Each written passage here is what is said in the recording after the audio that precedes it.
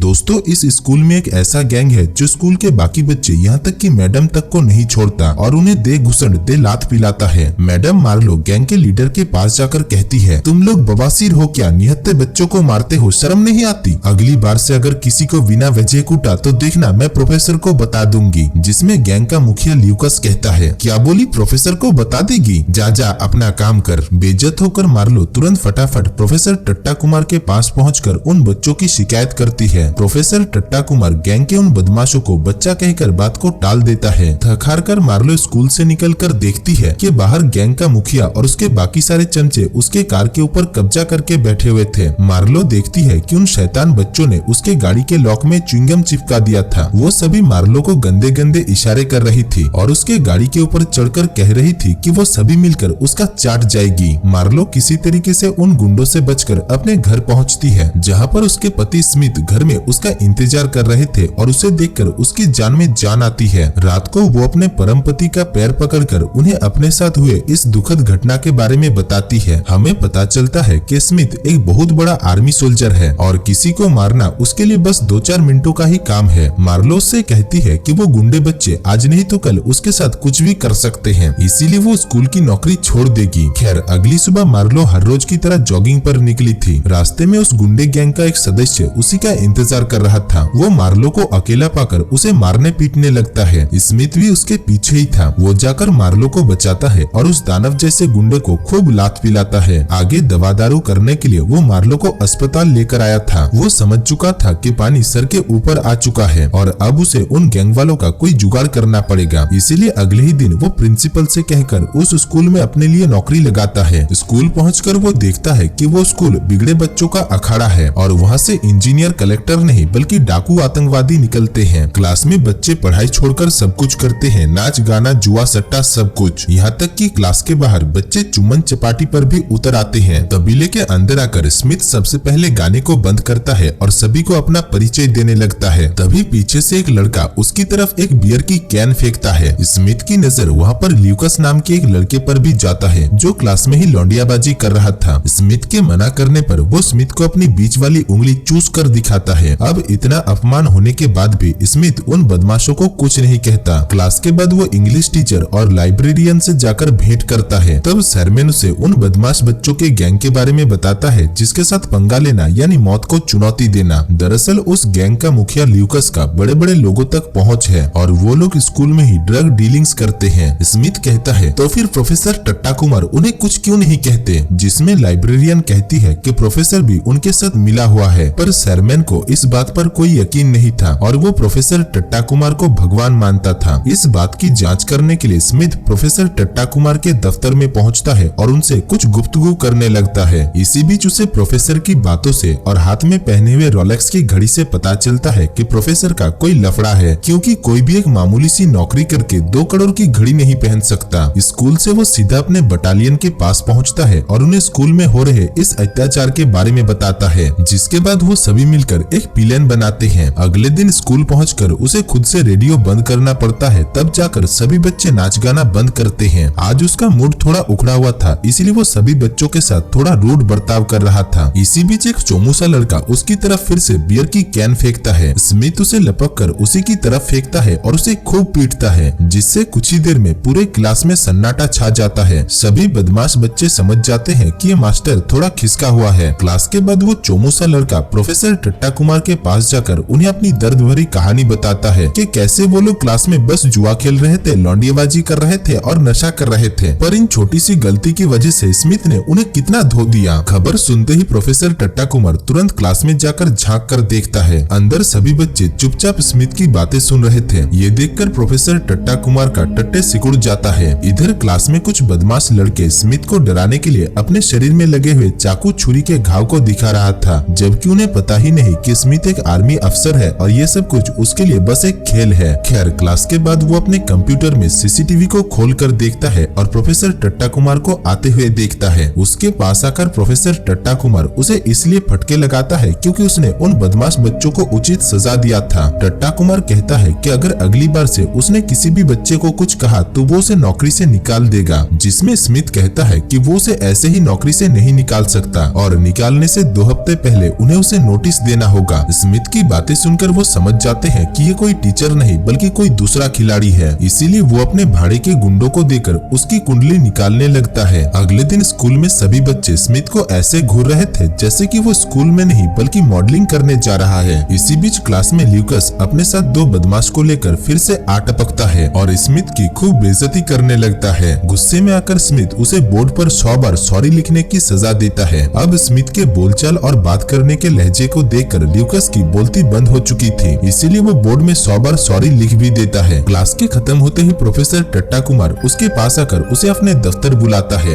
दरअसल प्रोफेसर टट्टा कुमार उसे दफ्तर बुलाकर मरवाना चाहते थे, इसीलिए वो बाथरूम में उन गैंग के लड़कों के साथ बात कर रहा था। इधर स्मिथ कैमरे से सब कुछ देख रहा था। वो बुलेट प्रूफ जैकेट और कच्चे के अंदर बंदूक डालकर वहीं पर ही छिप जाता है। तब तक उसे ढूंढते हुए वो गुंडे बच्चे भी हाथ में दुनाली लेकर वहाँ पर पहुँच चुके थे। स्मिथ उन गुंडों के साथ एक एक करके लड़ पड़ता है और उन्हें मार मार कर खिड़की से नीचे गिराता है। इसी बीच एक बदमाश उसके ऊपर गोली चलाकर उसका काम यहीं पर ही समाप्त कर देता है, पर बुलेट प्रूफ जैकेट होने की वजह से उसे कुछ नहीं होता और उल्टा वो सभी बच्चे को धो देता है। अब उसे जिंदा देखकर उन सभी की आंखें फटी की फटी रह जाती है और वो लोग सोचते हैं कि ये बेटा गोली खाकर भी जिंदा कैसे हो गया। खैर वहाँ से निकलकर उसकी मुलाकात प्रोफेसर टट्टा कुमार से होता है। वो प्रोफेसर के सामने ऐसे दिखाता है जैसे कि उसके साथ कुछ भी नहीं हुआ। इधर इंग्लिश टीचर शेरमैन मार्लो से मिलने के लिए उसके घर पर आया हुआ था। तभी उसकी नजर मार्लो के पति स्मिथ के एक फोटो पर जाता है। मार्लो उसे बताती है कि उसके पति एक आर्मी सोल्जर है, जो सुनते ही शेरमैन समझ जाता है कि स्मिथ स्कूल में उन गुंडे बच्चों का खात्मा करने आया है। दूसरी तरफ स्मिथ को अपने गुप्त सूत्रों से पता चलता है कि वो बदमाश गुंडों का गैंग दरअसल एक ड्रग लॉर्ड के लिए काम करता है और आज रात को वो लोग एक स्मगलिंग करने वाले हैं। इसीलिए रात को स्मिथ अपने साथियों के साथ उस जगह पर पहुंचकर सही मौके का इंतजार करने लगता है। इसी बीच वो गुंडों का गैंग जब सामान लेकर आ रहा था तभी स्मिथ उनके सामने बंदूक लेकर प्रकट होता है। वो पहले तो उनके हथियार फिर सारा माल लेकर उन्हें खूब घुसंड पिलाता है। अगली सुबह प्रोफेसर टट्टा कुमार जब अपने बीवी बच्चों के साथ समय व्यतीत कर रहे थे तभी उन्हें पता चलता है कि उनका सारा माल पकड़ा गया है और माल देने वाला डीलर अब उससे सारे माल का पैसा मांग रहा है। स्कूल पहुंचकर वो सबसे पहले ल्यूकस को पकड़ता है और उससे पूछता है कि ये सब किसका काम है। तभी स्कूल के स्पीकर में वो सभी बच्चों के लिए फ्री में पिज्जा का ऐलान सुनता है। इधर स्मिथ खुलेआम स्कूल के सभी बच्चों को पिज्जा और दुनिया भर की चीजें बांट रहा था, ये कहते हुए कि पिछली रात उसने बहुत सारा 2 नंबरी माल पकड़ा है। तभी गुस्से में प्रोफेसर टट्टा कुमार वहाँ पर आकर स्मिथ को नौकरी से निकालने की धमकी देता है। खैर आगे और भी 2 नंबरी सामान पकड़ने में शेरमैन उसका साथ देने का फैसला करता है, लेकिन स्मिथ उसे ये करने से मना करता है क्योंकि प्रोफेसर टट्टा कुमार अभी भी इस काम से मिला हुआ था। शेरमैन स्मिथ की इस बात से सहमत नहीं था और वो प्रोफेसर टट्टा कुमार को अभी भी एक भला आदमी समझता था। खैर रात को प्रोफेसर टट्टा कुमार अपने भाड़े के गुंडों को देकर स्मिथ के ऊपर गोली चलवाता है। इससे स्मिथ एक बहुत बड़े दुर्घटना के चपेट में आ चुका था और सभी सोच रहे थे कि वो मर चुका है। इधर प्रोफेसर टट्टा कुमार उसी रात स्कूल के गोदाम में ड्रग्स की स्मगलिंग कर रहा था। तभी वहाँ पर शेरमैन लाइला नाम की एक स्टूडेंट के साथ आ पहुँचता है। अब जिसको वो राम मानुष समझता था वही सबसे बड़ा शैतान निकला। वो ये देखकर वहाँ पर छुपने लगता है। तभी प्रोफेसर टट्टा कुमार और उसके भाड़े के गुंडे उसे देख लेते हैं और उसके पीछे पड़ जाते हैं। भागते भागते वो लैला को एक जगह पर छिपाकर खुद वहाँ से 9-11 हो रहा था। तभी टट्टा कुमार आकर पहले तो उसे पकड़ लेता है और फिर खुद अपने हाथों से उसे जान से मार डालता है। इधर उसे ऐसे मरते हुए लैला भी देख रही थी। वहाँ से निकलकर वो अपने एक दोस्त के पास पहुंचकर उसे सारी कहानी बताती है और फिर वो दोनों स्मिथ को ये बात बताने के लिए उसके घर की तरफ निकल पड़ते हैं। इधर अगली सुबह स्मिथ को स्कूल आते हुए देखकर सभी गुंडे की आंखें खुली की खुली रह जाती है। अब स्मिथ मरने का नाम नहीं ले रहा था, इसीलिए प्रोफेसर टट्टा कुमार फिर से एक साजिश रचता है। वो अपने भाड़े के गुंडों को देकर स्मिथ की बीवी मार्लो के ऊपर हमला करवा देता है। मार्लो के साथ साथ लैला और उसके दोस्त को भी वो भाड़े के गुंडे बंदूक की नोक पर ले लेते हैं। इधर घर आने पर स्मिथ को सब कुछ पता चल चुका था, इसीलिए वो पूरी तैयारी के साथ अंदर घुसता है और उन गुंडों के साथ लड़ पड़ता है। वो लोग संख्या में बहुत ज्यादा थे, लेकिन स्मिथ एक ट्रेंड आर्मी सोल्जर था, इसीलिए वो उनके ऊपर भारी पड़ता है। अब सभी का खेल खत्म करने के बाद स्मिथ उन सभी लाशों को गाड़ी में लोड करके प्रोफेसर टट्टा कुमार के पास भेजता है, जो देखकर प्रोफेसर टट्टा कुमार बौखला चुके थे। स्मिथ का प्लान अब इस मिशन को खत्म करना था, इसीलिए वो अपने पूरे टीम को लेकर स्कूल में हमला कर देता है। इसके बाद वो एक एक करके सभी को मारने के बाद आखिरकार प्रोफेसर टट्टा कुमार का भी चैप्टर क्लोज करके स्कूल को उन गुंडों के हाथों से आजाद करता है। और दोस्तों, इसी के साथ ही इस मूवी की कहानी भी समाप्त हो जाती है।